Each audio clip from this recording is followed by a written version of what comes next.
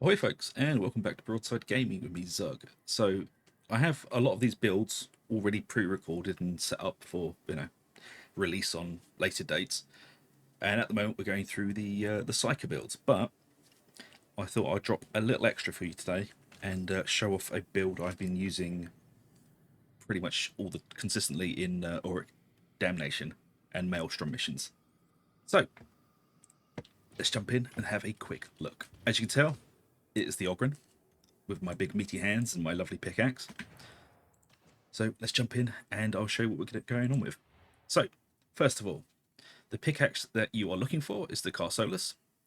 How you want it to look is exactly like this, with 25% damage to flak, 25% damage to carapace, and thrust and slaughterer.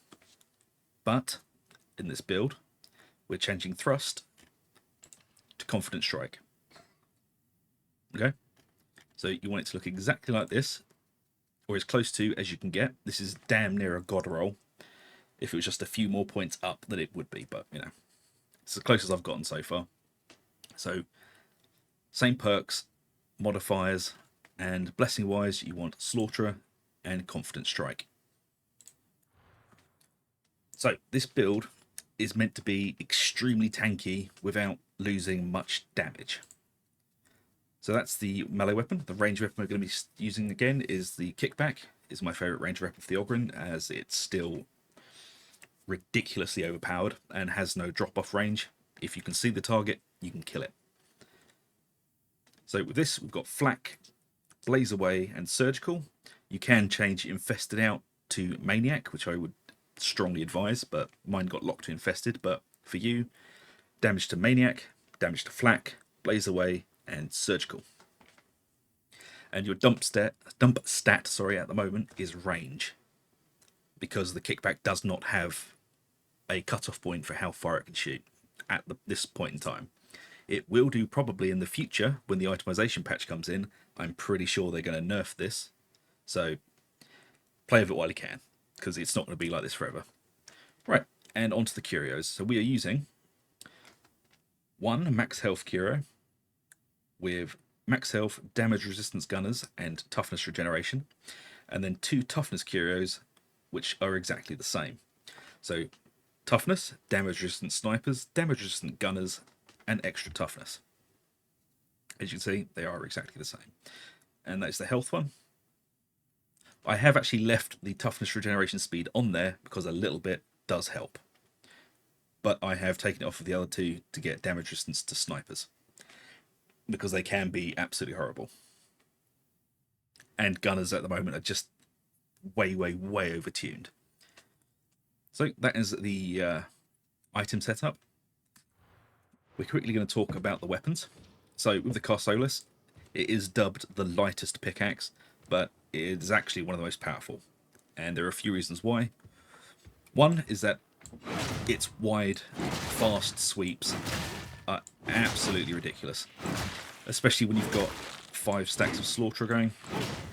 You can pretty much cleave through anything, even Maulers and Ragers inside groups. And if you have Carapace and Flak on it, you can pretty much do the same to Crushers. Now, the other reason this pickaxe is so powerful is because it has a hidden modifier inside of it. So when you do the special attack or the push block, you apply a 10% damage taken debuff to the target, and you also get 10% attack speed for yourself. And this can be done in 2 ways. First of all, block push. So block, push, overhead. I'll show you that again. Block, push. And you can also follow up with a quick attack as well. Block, push, heavy, light.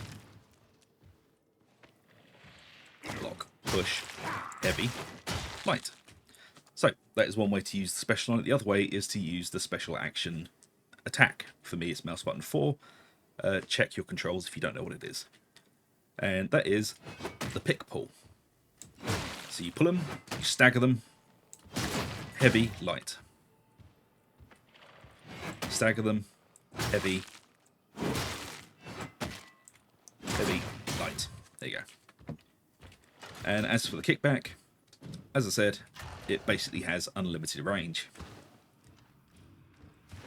But because this gun is a shotgun, it's not one solid slug, so it's pellets. So it will usually take 2 shots to kill anything at this sort of range.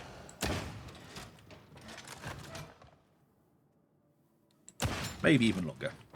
But as I said, it doesn't matter how far away it is, you can hit it.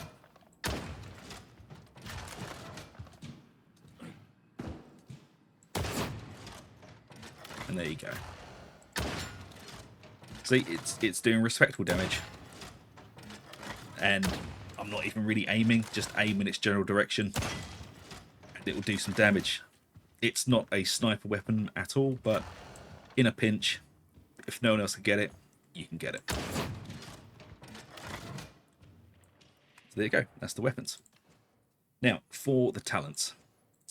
It's going to start off pretty standard from melee Ogryn. We're taking both the best defense, Furious, Smash 'em, Heavyweight, which is arguably the best talent in the tree, because it gives you 30% damage against Bulwarks, Crushers, Reapers, and Plague Ogryns, and you take 30% less damage from them. So this is a super important skill. If you ever see a build that doesn't use it, don't look at that build. Linchpin, toughness replenishment while incoherence is increased by 50%, always good, as you're generally going to be with your team, so it's just better toughness. We're going to grab the Frag Bomb, then we're going to grab Soften Them Up. Enemies damaged by you take 15% more damage for 5 seconds, always good.